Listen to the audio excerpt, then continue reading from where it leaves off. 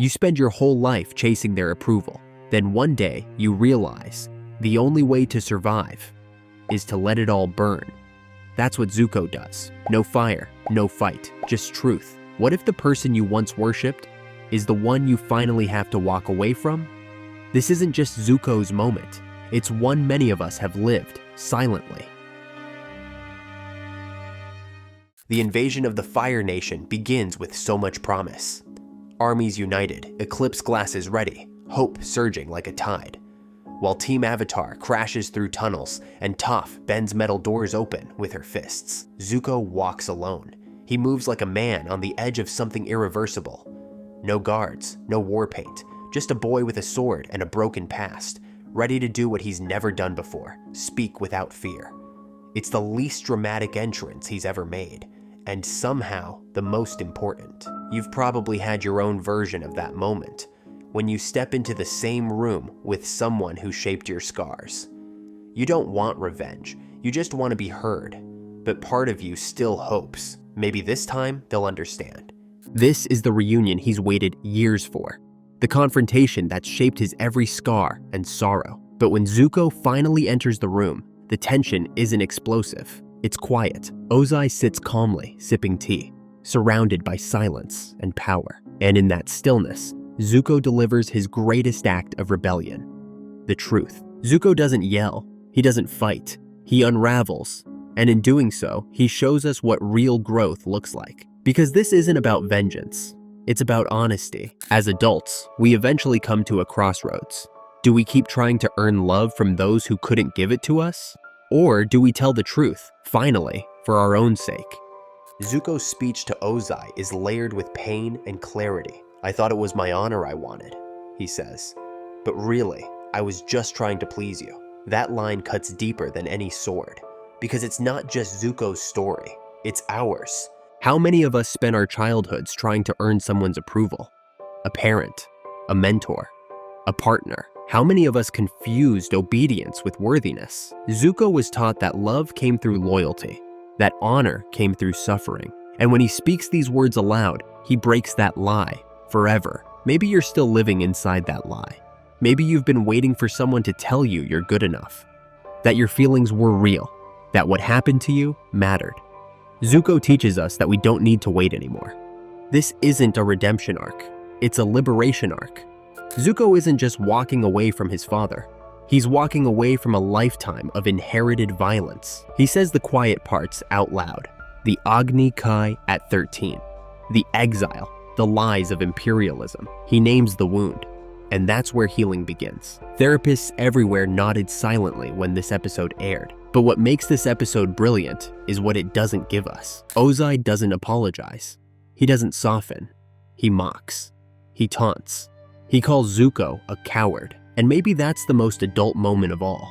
Realizing you can do everything right, and the person who hurt you still won't change. Because so many of us wait. We wait for the apology, the closure, the I see you now. But Avatar teaches us a harsher, more liberating truth. You may never get it. And that doesn't mean you have to stay frozen. Zuko's confrontation with Ozai is painful because it doesn't bring peace, it brings fire. Ozai even tries to destroy him, luring him with the last weapon he has, the truth about Zuko's mother. He dangles it like bait because he knows Zuko still cares, and Zuko almost bites. That's the tragedy. Healing is not a straight line. Even in the moment of separation, the longing remains. And yet, Zuko turns his back. He chooses a new destiny, not because it's easy, but because it's right. If you've ever had to choose your own peace over someone else's power, even though they kept hurting you, you know exactly how heavy that choice can be. You don't leave empty-handed. You carry everything they refuse to hold. See, here's the truth most stories won't tell you. Reconciling with your past doesn't always feel like a victory. Sometimes it feels like loss, like silence, like letting go of the last piece of something familiar, even if that something was pain. But what if we saw that silence not as a failure, but as freedom? Zuko's growth doesn't come from defeating Ozai. It comes from refusing to play the game, from choosing kindness over cruelty, from joining the Avatar, not as a pawn, but as a peer, And while Zuko breaks free in one chamber, Aang, Sokka, and Toph are trapped in another. Azula dances through the shadows like a serpent, taunting, evading, manipulating time itself. Her goal isn't to win, it's to delay, and she does. Sokka falters when she brings up Suki. Aang hesitates. Toph threatens. But Azula isn't after victory. She's after exhaustion. She knows that fear and love, when twisted, are the strongest chains. Azula's battle plan: psychological warfare with a side of smug superiority. And like Ozai, she knows how to weaponize emotional wounds. Azula didn't invent these tactics. She inherited them. Like Zuko, she's a product of the same palace. But where he breaks the cycle, she deepens it. That's what makes their paths so haunting. Two siblings, same fire, but only one chooses to put it out. And you've probably felt that too. The bait, the mind games, the way they know just what to say to bring you back into the spiral. In the end, they run out of time. The eclipse ends. The chance to win disappears. And Zuko, like the rest, must face the cost of choosing integrity over convenience. There's a quiet poetry in how this episode juxtaposes two moments. Zuko confronting the man who shaped his scars. Aang walking away from the fight he thought would define his destiny. Both of them feel like failures, but they're not. Because the Day of Black Sun isn't about a failed invasion. It's about choosing who you'll become when the world doesn't go according to plan. It's not the explosion or the battle or the betrayal that stays with you. It's that final image. Aang on Appa, eyes full of tears, whispering to the soldiers below, "I'm gonna make this up to you." It's Zuko finding Iroh's cell empty, finally ready to make amends, only to realize his uncle's already broken himself out. The reunion he hoped for, missed by a few hours. Of course. And maybe that's the moment you need to. The one where you stop trying to rewrite the past and start living forward. You don't need their apology to begin again. You just need your own permission. It's the quiet vow. I won't waste this pain. If you've ever stood in front of someone who hurt you and told the truth anyway, if you've ever walked away from what was safe because it wasn't right, if you've ever had to keep going even when your one shot failed, then you've lived the Day of Black Sun.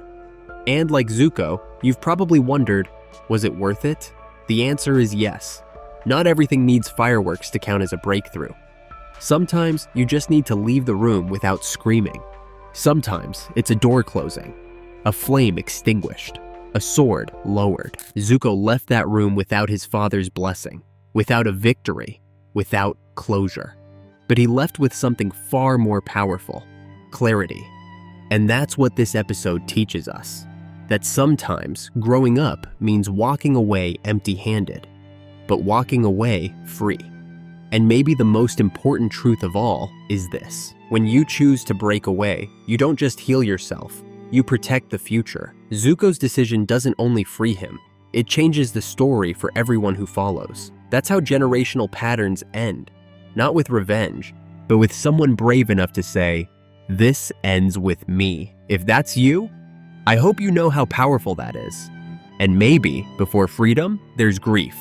Grief for the childhood you didn't get, for the parent who never showed up the way you needed, for the reunion that never happened. That's the loss Zuko faces in silence. Not with rage, but with acceptance. And in that grief, something unexpected blooms: peace.